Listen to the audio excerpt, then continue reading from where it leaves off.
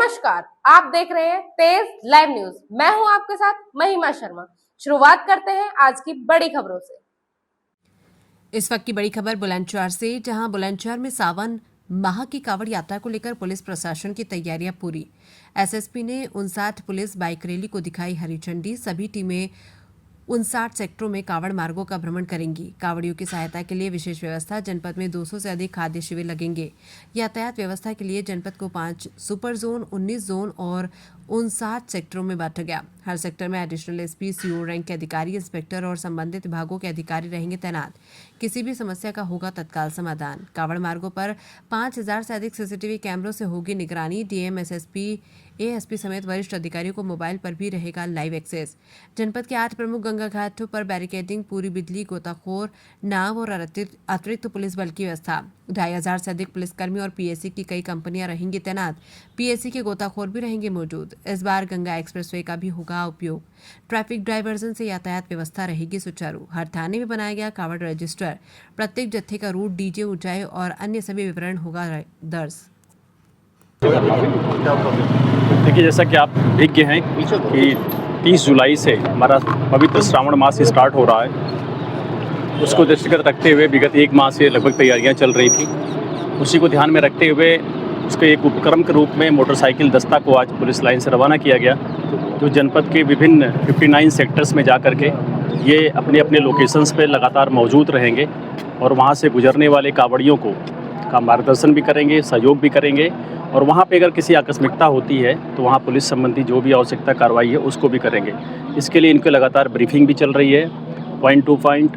और इसी क्रम में हम लोगों ने लगातार पिछले 1 महीने से अगर देखें तो जो रोड साइड हमारा जो महत्वपूर्ण कांवड़ मार्ग है उस पर कांवड़ समितियों का गठन हुआ, जो काफ़ी हद तक परंपरागत है। उसमें हमने उनको रिव्यू भी किया, उनके साथ बैठकें की गई। उसमें काफ़ी लोगों ने अपनी जनसहभागिता भी दिखाई और बड़े उत्साह के साथ उन लोगों ने जो भी हमारे शिव भक्त वहाँ से गुजरेंगे उनकी सेवा का संकल्प भी लिया। उसके साथ ही जितने हमारे शिविर हैं जो परंपरागत ही हैं, करीब 200 की संख्या में हैं। गत वर्ष 213 थे, उस अभी भी कुछ लोग अभी अप्लाई करेंगे, तो उनकी अनुमति ली जा रही है संबंधित मजिस्ट्रेट से। और वहाँ पे आवश्यक व्यवस्थाओं के साथ, जिसमें बिजली की, फायर फाइटिंग की, खाद्य व्यवस्थाओं की ध्यान में रखते हुए सारी सुविधाओं के साथ शिविरों का आयोजन भी होगा। उसमें उनको अनुमति दी जा रही है। उनके साथ भी बैठक की गई, धर्मगुरुओं के साथ भी संवाद किया गया लगातार। हम अगर देखें तो पूरे जनपद को हम लोगों ने डाइवर्जन के पॉइंट ऑफ व्यू से भी, ट्रैफिक के पॉइंट ऑफ व्यू से लगभग टोटल हम लोगों ने 5 सुपर जोन में और 19 जोन में और 59 सेक्टर्स में डिवाइड किया है, जिनके प्रभारी एडिशनल एसपी, सीओ रैंक के ऑफिसर्स और इंस्पेक्टर और सब इंस्पेक्टर रैंक के ऑफिसर्स रहेंगे। हमारे जो सब सेक्टर्स होगा और सेक्टर्स होगा, ये काफ़ी इंपॉर्टेंट होगा। इसमें सभी विभागों के अधिकारी रहेंगे, उसमें बिजली विभाग के भी, लोक निर्माण के भी, सिंचाई के भी, ताकि अगर कोई आवश्यकता मौके पे पड़ती है तो संबंधित विभाग द्वारा वो तत्काल उसको ठीक करा दिया जाए। मेडिकल टीमें भी इनके साथ रहेंगी। एम्बुलेंस की हमारी 29 एम्बुलेंस इन रोड पर रहेंगी, जो किसी भी आकस्मिकता पर तत्काल जो है उनको हम मेडिकल एड दे सकेंगे।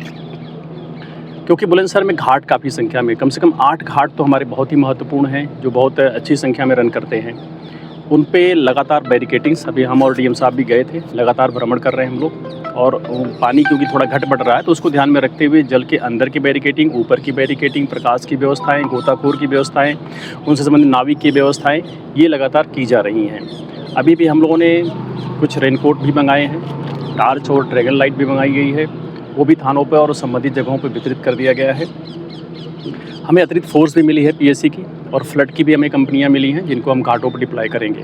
क्योंकि इसमें हमारा जो मस्तराम घाट है, बवस्टरगंज घाट है, जो हमारा अवंतिकाबाई माई का घाट है, इसके अलावा गांधी घाट और राम घाट, राज घाट, कर्णवास का घाट, इन पे थोड़ा ज़्यादा भीड़ होती है, तो इन घाटों पर ज़्यादा व्यवस्था की जा रही है। क्योंकि ट्रैफिक डाइवर्जन्स में आसपास के जनपदों से कोऑर्डिनेशन की भी ज़रूरत पड़ती है, तो लगातार संभल से, अलीगढ़ से इसमें संवाद भी किया गया। और इस बार ट्रैफिक डाइवर्जन्स में गंगा एक्सप्रेसवे को यूज़ करते हुए इसका एक चेंज भी किया गया, जो आपके माध्यम से हम लोगों तक पहुंचाना चाहेंगे कि अब जो दिल्ली और गाज़ियाबाद, नोएडा की तरफ से वाहन आते थे और नरौरा होकर जाते थे संभल की तरफ, ये वाहन सीधे जाएंगे अब हापुड़ के पास, और वहाँ पे खडोलिया कट से बाएं टर्न करके जो मेरठ का रैंप है उससे जाकर के 32.5 से यू टर्न लेकर के सीधे अब ये आगे अमरोहा, मुरादाबाद, संभल, बदायूं होते हुए लखनऊ को जा सकेंगे। तो इससे इसका लोड कम होगा, क्योंकि गत वर्षों में अनुभव होता था कि यहाँ पे काफ़ी ट्रक खड़े करने पड़ते थे। नरौरा का जो हमारा टर्न पॉइंट है वो काफ़ी सकरा भी है, तो ये हमारा गंगा एक्सप्रेस वे बनने से एक डाइवर्जन का एक नया मार्ग मिल गया है, जिससे कि आने जाने वाले हमारे जो यात्री थे जिनको थोड़ी असुविधा होती थी, लंबा घूमना पड़ता था, वो नहीं होगा और वो सीधे निकलेंगे। इसी तरह से जो संभल की तरफ से आने वाले लोग होंगे, अमरोहा, संभल, मुरादाबाद, रामपुर टुवर्ड्स लखनऊ की तरफ से भी, वो सभी लोग जो गंगा एक्सप्रेस वे से आएंगे वो भी खडोलिया कट से उतरेंगे नीचे और वो सीधे डासना होते हुए दिल्ली की तरफ चले जाएंगे। इसका एक व्यापक प्लान तैयार किया गया है, जो आज एडीजी जोन सर के यहाँ सभी कंसर्न जनपदों के अधिकारी भी जा रहे हैं और फाइनल करके आज उसको फाइनल हो जाएगा। तो इससे हमने जो गंगा एक्सप्रेस बनने से भी जनपद को कुछ फ़ायदा होगा, क्योंकि हमारे पास जो भारी वाहनों का डाइवर्जन का लोड आता था वो थोड़ा कम होगा। तो इस प्रकार हम लोग ट्रैफिक प्लान से लेकर के कांवड़ियों के जो हमारे पैदल आवागमन है उसको ध्यान में रखते हुए घाटों तो लेकर के व्यापक प्रबंध किए जा रहे हैं।